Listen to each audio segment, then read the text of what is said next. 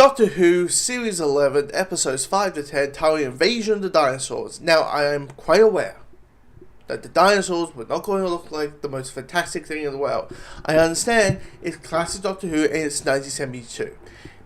They are not going to look like Jurassic Park. But you would think they would try to be a little bit better. Because, look, the T-Rex looks like he's been snorting cocaine all his life. That's what he looks like. I'm like, the moment of the T-Rex, I was like, you know what, T-Rex, you have seen better days.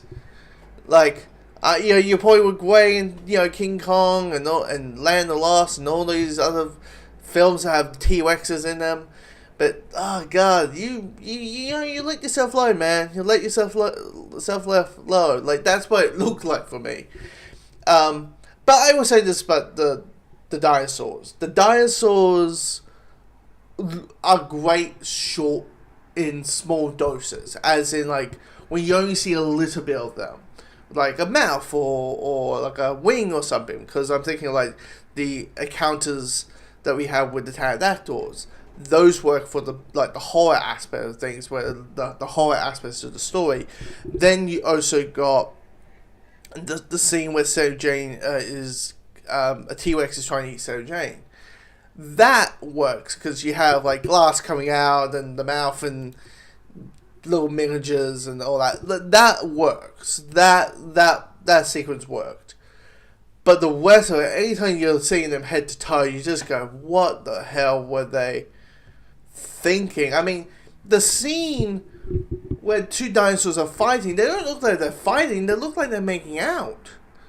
Like, even the biting on the neck is like when the T-Rex, because it's a T-Rex fighting a large dinosaur, bites the neck off. It just comes across as the T-Rex is giving that dinosaur a hickey or some romantic neck kissing thing. Like, it just they walk slow. Sometimes you can see the swings of them. Like, it's just like, it's not, when it comes to classic Doctor Who, that's probably the one where people most laughed at. That's the one where people say, I'm going to check classic Doctor Who. And they'll just go into what's, Invasion of the Dinosaurs. And they just go, ha ha ha. Because I went like, I laugh and I understand the context of it and all that. And the budget. And I knew I wasn't going to see the most fantastic effects ever and all that. But I won't lie, sometimes I'm like, oh, Jesus, what am I looking at? Now, for the rest of the story, knowing it's a 6-parter, it's like nearly 2 hours and 20 minutes long altogether.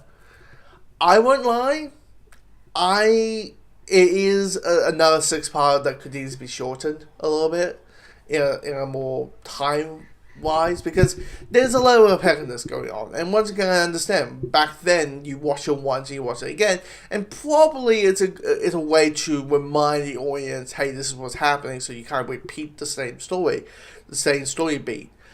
But when it comes to, look, I get it, it's there's a format to it where there's a general character who doesn't know how things work, doesn't believe the Doctor and the companion, in this case Sarah Jane, and the Doctor and Sarah Jane, the companion, goes and investigates and tries to convince what they're saying is true.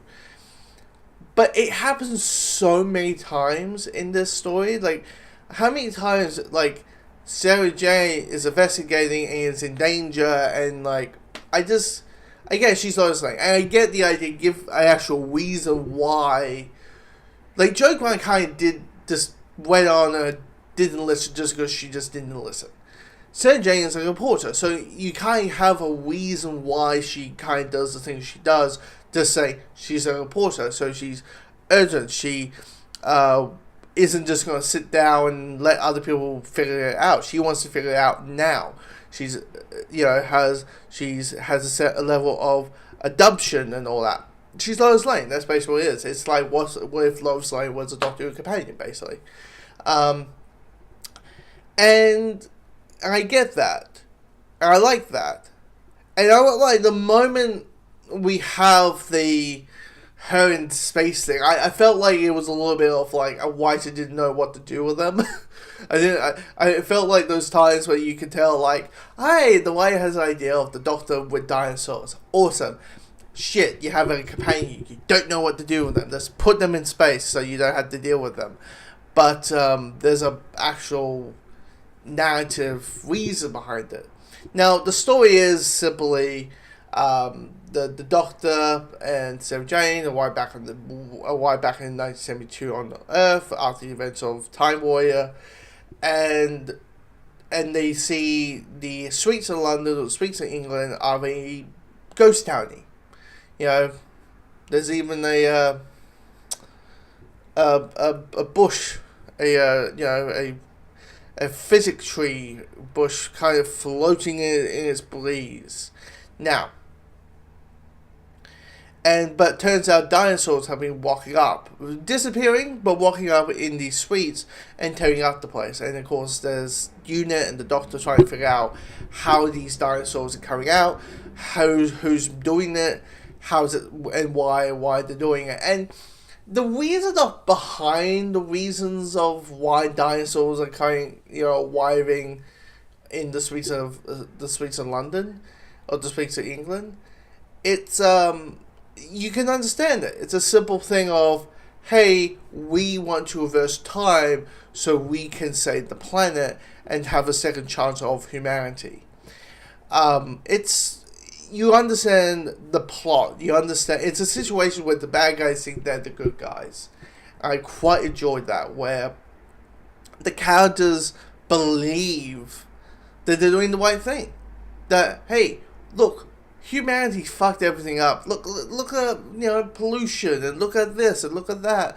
The war and the destruction. If we have a second chance, maybe we cannot prevent that. And the Doctor's like, hey, I understand your intentions, but this is not the way to do things. That I quite enjoy. It's just there is a level of pettiness. There is a level of even the general character going and saying, this person needs to be shot. You just go, dude, what are we doing here? What are we doing here? Like, I felt like just time-wise, maybe this could easily be a 5-parter than a 6-parter, just to tie things up. But yeah, it is one of those stories that, like, oh, I enjoyed it. Yes, I'm laughing at the dinosaurs, but yeah, I'm enjoying it. Yeah, it's getting a bit repetitive. But the way is, when you hit the end, it is a little bit like, oh, come on, wrap this stuff up. I'm feeling the pace of this. And that. We get the introduction of the Whoville.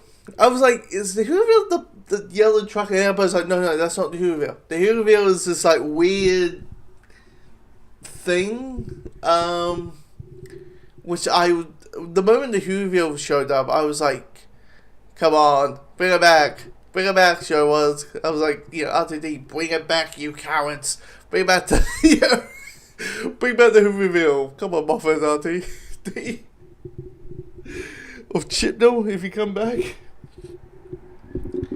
Or whoever, bring back the Whoville, you cowards. Do it. I dare you. But yeah, I would say it's a good story.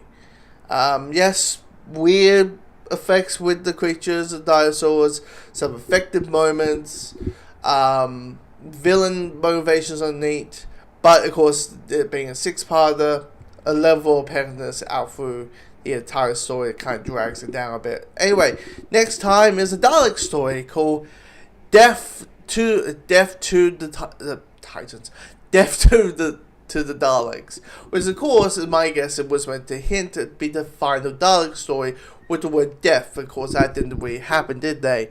So, comment below, tell me what you think of Invasion of the Dinosaurs.